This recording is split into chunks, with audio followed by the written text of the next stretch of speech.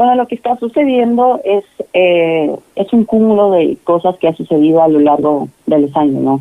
Hemos pasado distintas fases para llegar a este momento. Estuvimos en una primera fase en donde Ecuador era identificado como ruta del narcotráfico, específicamente por el delito del crimen organizado, por su situación, ubicación geográfica, por el tema de la dolarización, por el tema de sus puertos marítimos, etcétera, y obviamente porque en esa primera fase quienes estaban operando no eran desde cárteles de acá del Ecuador, sino más bien cárteles que estaban funcionando en los países vecinos, que habló en Colombia y también en la parte de Perú.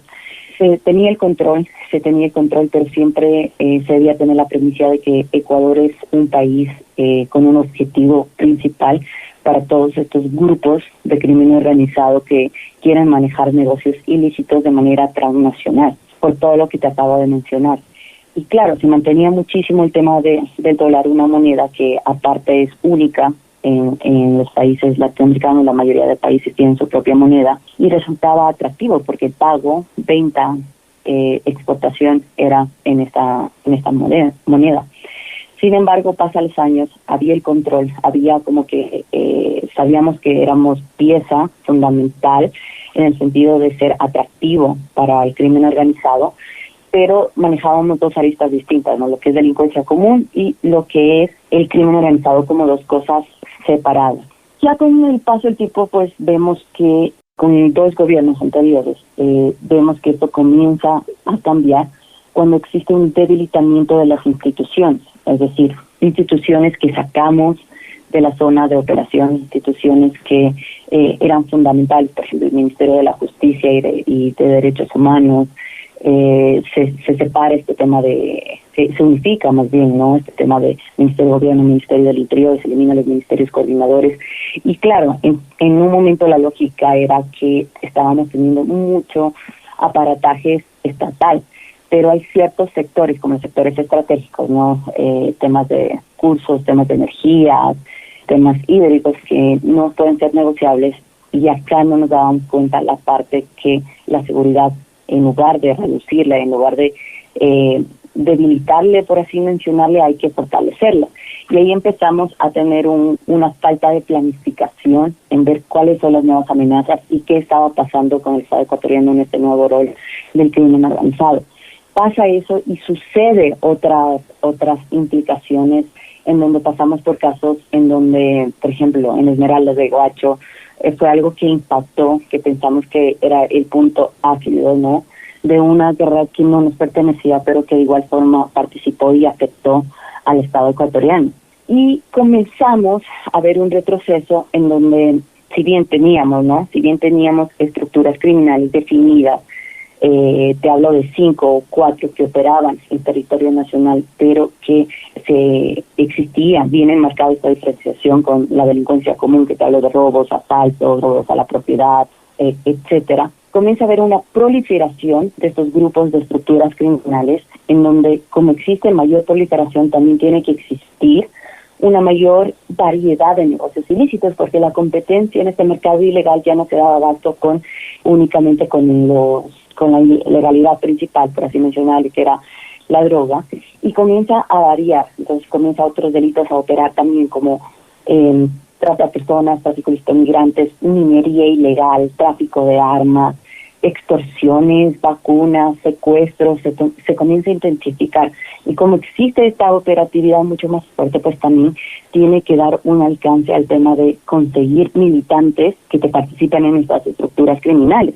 Y es aquí que comienzan de dos formas, ¿no? A través de la captación de niñas, niños y adolescentes, que en su gran mayoría lamentablemente son de barrios de pobreza o extrema pobreza, que son de barrios vulnerables, en donde no existe una presencia de Estado, en donde falta de oportunidades, falta de empleo, falta de programas sociales, culturales, deportivos, de política pública local. Doctora, permítame hacer un paréntesis para analizar las acciones emprendidas por el gobierno nacional para contrarrestar la crisis de inseguridad en nuestro país. De modo que, ¿cuál es su opinión con respecto a la decisión del presidente de la República? Bueno, el escenario que ha propuesto el presidente se da, por ejemplo, en la crisis carcelaria. Nunca se tuvo control la crisis del sistema de rehabilitación social, si bien en ciertos puntos se lo marcaba como zonas de riesgo, zonas problemáticas, pero no falló. ¿Y esto por qué pasó? Por la falta de improvisación. Se quejaba mucho que no existía leyes, que es falta de temas de normativa, pero con el decreto de estado de excepción y el decreto 111, pues nos damos cuenta, primer punto, que no era una cuestión de leyes y falta de normativa, sino era una cuestión de falta de conocimiento, de experticia y por otra parte de voluntad política. Acabamos de pasar un escenario tan fuerte en donde estas estructuras criminales quieren formar un estado paralelo, es decir, generar el caos e imponer el dominio ilegítimo de la fuerza ante la autoridad legal. Por eso salen diferentes eventos como coche bombas, efectos distractores, que la ciudadanía pierda la tranquilidad, que se genere un caos, y es ahí en donde entran estos decretos. Y claro, cuando se enmarca el conflicto armado internacional, como lo indica el presidente, cae en una figura que constitucionalmente es reconocido, que es el derecho internacional humanitario. El derecho internacional humanitario se da en 3 características, siendo uno de ellos reconoce el conflicto armado interno, y dentro de esto es cuando se lo reconoce cuando existe una grave conmoción interna, cuando sobrepasa las capacidades que el Estado puede tener, y con un nivel de organización colectiva que les permita llevar a cabo sostenidas y concertadas, ¿no? Entonces estamos viendo que hay grupos armados no gubernamentales que vendrían a ser estos grupos del crimen organizado o ahora conocidos como terroristas, que luchan entre sí o contra las fuerzas gubernamentales. Entonces, en este caso, se está luchando contra la fuerza pública y con un nivel de intensidad que sobrepasa los eventos aislados. Entonces, aquí es importante reconocer que, claro, cuando el presidente marca esta figura, no está indicando que existe una guerra civil, porque una cierta guerra civil puede ser entre propios ciudadanos que están dentro del territorio, sino el enemigo directo, y por eso se ha declarado como objeto militar, es una guerra entre el Estado, todos los que conformamos el Estado representado por nuestras fuerzas públicas, específicamente por la Fuerza Armada, contra estos grupos del crimen organizado. Y es aquí donde entra que si ya se generó el caos, es el momento de trabajar contundentemente y realizar una depuración completa a todo el sistema de rehabilitación social.